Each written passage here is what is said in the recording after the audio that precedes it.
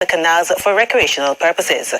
Being filtered into the canal, did the representative mention the evidence or the channel in which the feces were detected? One, was it coming directly from the community, like for example from a sewer? It is a situation which the acting Chief Public Health Inspector for St. Catherine, Grayson Hutchinson, found disturbing. He said he has already contacted the National Water Commission, NWC, about the issue. President, Mr. Mark Barnett, informed us that the Horizon Park sewage treatment plant is scheduled to be upgraded and improved. The sewage from Torspen will actually be diverted to Horizon Park sewage treatment plant. Prime Minister Andrew Holness has declared that the National Housing Trust, NHT, will be reshaping in order to address the number of informal settlements across the island. He was speaking at Friday's handing over ceremony of the Estuary Housing Scheme in Friendship, St. James. At the end of the day, the only way to prevent and genuinely enforce on someone who decides that, boy, me want a house and the market not provided me a house, so I'm going to go and find a piece of land and put up something. The only way to solve that is when you have your housing market working in such a way that it is providing housing solutions to meet all the demand price points in the market in a timely and efficient manner.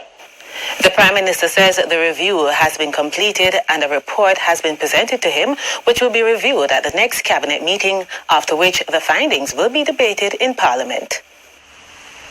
When you drive through Jamaica, you see so many unplanned communities. It makes the place look chaka-chaka. People don't want to live in chaka-chaka circumstances. But our systems have not been so well developed to support a formal process of home ownership.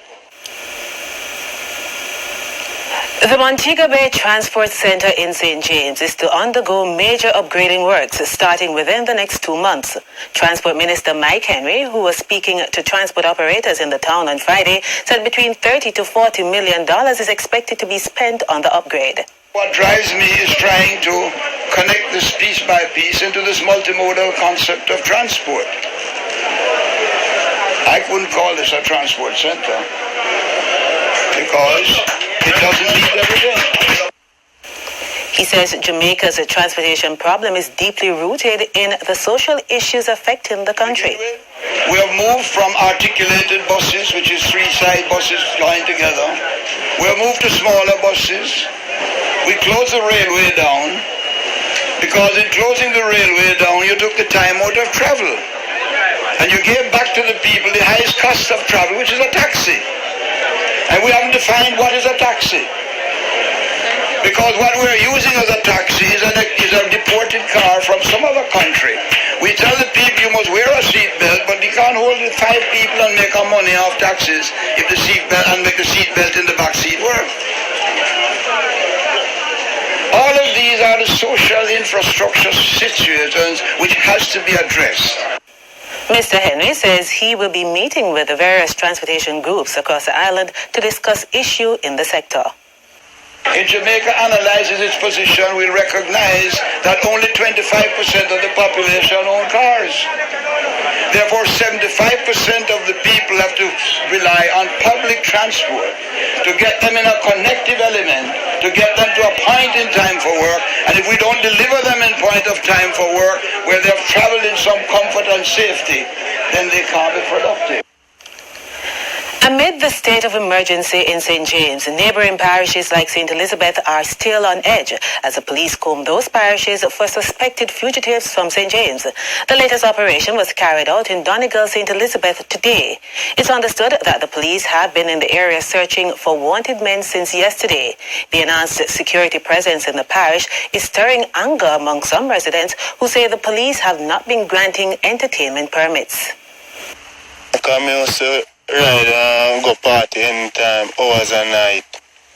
And more when you come in, you always happy and see one or few police doing them normal patrol through the community. But now, since I'm afraid if them community come into ours, I feel like we are and we get scared.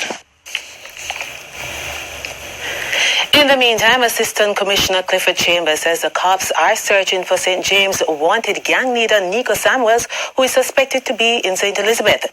ACP Chambers pointed out that members of the gang who have fled St. James following the state of emergency were engaged in a fierce gun battle with the police in Donegal district earlier today. He warned that persons caught harboring the fugitives will be prosecuted. Director of Elections, Orit Fisher, says the voter identification system is ready for the March 5 by-election in Northwest St. Andrew. The Electoral Office of Jamaica, EOJ, did a simulation at the Pembroke High School today, and from all indications, it seems all went well. Here's TVJ's Kirk Wright with the story. All the signs and instructions posted all around the Pembroke High School in St. Andrew on Saturday made it look like voting was actually taking place inside.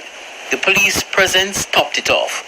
But all of that was simply a test for the real thing. The by-election on March 5 between the Jamaica Labour Party newcomer Nigel Clark and Keisha Hales representing the People's National Party. The Director of Elections, Orit Fisher, says, while the system is not new to Jamaica, the test today was necessary. We thought it necessary to allow the electors within the constituency to get a chance to see how the system works and to familiarize themselves with it. It also allows the workers to get a chance to, get some practice prior to election day. Mr. Fisher says although the test went well, they continue to fine-tune what's needed for the election. We are definitely on track in terms of preparations for the elections. We have recruited and trained all the workers that we need. We are just now looking to finalize those aspects of training. We have also recruited the polling station security assistants, and they are also being trained. We have conducted training with the indoor agents. The technicians are on board.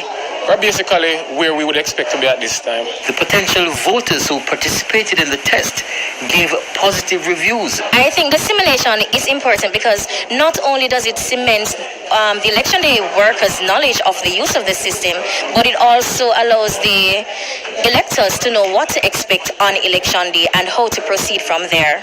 I think it has been improving because it has been tried already and it was not been successful.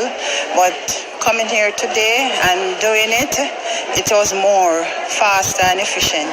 Mr. Fisher says the aim, though, is for Jamaica to start using the electronic voter system in all elections.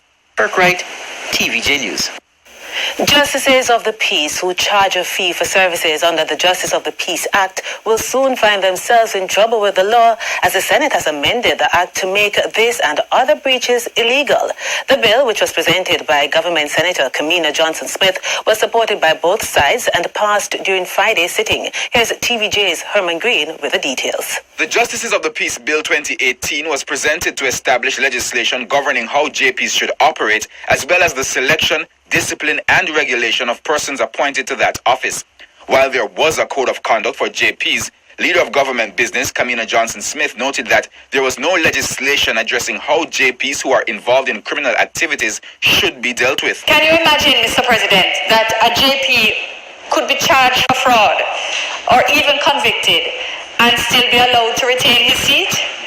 Clearly, this deficit in law must be arrested immediately. The bill, which was approved in the House of Representatives last year after being piloted by Justice Minister Delroy Chuck, also sought to address some common complaints from the public. There's also the issue of whether it is proper for a JP to charge a fee for his services in office. It has long been known that this should not be the case. It will now be entrenched in law. I don't know if it is, understand guided, if it's something that is within their remit to do to state a specific quote-unquote working hours. If you accept the job, I know you're not supposed to knock a person at 10 p.m. unless it's dire emergency, but at 2 o'clock, you say you don't work on a Friday, for example. But you're the only JP. What does that youngster do that has that form to sign or that photograph? There's nothing in the code that speaks to that.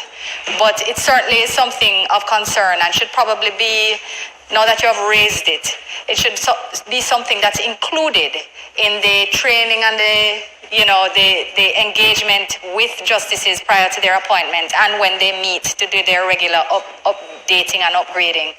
That it is expected or desirous that they are available when the community needs them, within reason. In addition to those matters, the bill will also lower the minimum age requirement to become a Justice of the Peace from 25 years to 23 years and move the upper limit from 70 years to as long as the person is still capable of performing the prescribed role. The Senate also passed the renaming of the Courts of Petty Sessions Bill, which will see Petty Sessions Courts being renamed Lay Magistrates Courts. Herman Green, TVJ News. And that's the end of the local segment of Primetime News. International stories are after the break.